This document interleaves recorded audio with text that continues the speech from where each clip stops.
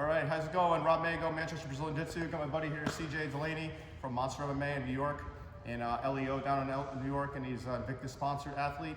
He's up here training with us for the next 8 weeks with an officer survival program, and he's going to share some Kimura setups for us. Yeah, so I'm a true believer in the Kimura. Is all day, every day, from every position. For law enforcement, everyone should know it.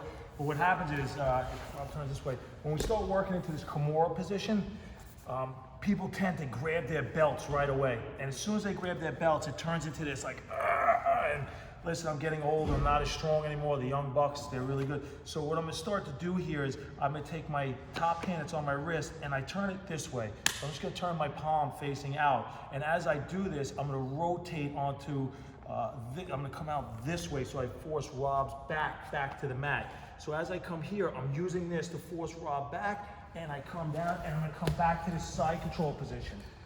My elbow goes to the ground and I have my palm up. Once I'm here, Rob's still holding on because it feels that threat still. I just come over his arm, I lock onto my elbow, and I lock up this rear naked on his elbow. At this point, he doesn't even know this, but he's done.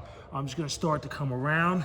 I walk around, I put my right hip very, very heavy on Rob's shoulder, then my left elbow goes that way to the ceiling, and you get the tap. He won't see it come because he feels safe that he's still secured on an arm bar, so I don't get into wrestling the way anymore.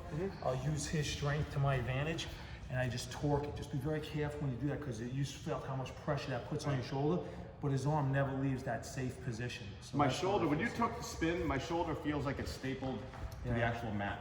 Yeah, it's brutal. And the trick is this elbow goes up to the ceiling. So you're like you're a waiter. This is how you're gonna be. You trap that arm in it. So I was originally here, I turn this over here to keep his arm trapped, and then now I come over, I wrap, lock it in. Once I get on top, I just walk around heavy on that hip, and I rack that shoulder up. Just show it one more time. Yep. So however we get to the position of the Kimura, whether I'm in side control here and I start racking it, I start pulling them up and I get here, most practitioners go right to their belt in gi and they start going here. So I'm not gonna fight this at this point. I'm gonna turn my hand this way to bring Rob back to the floor.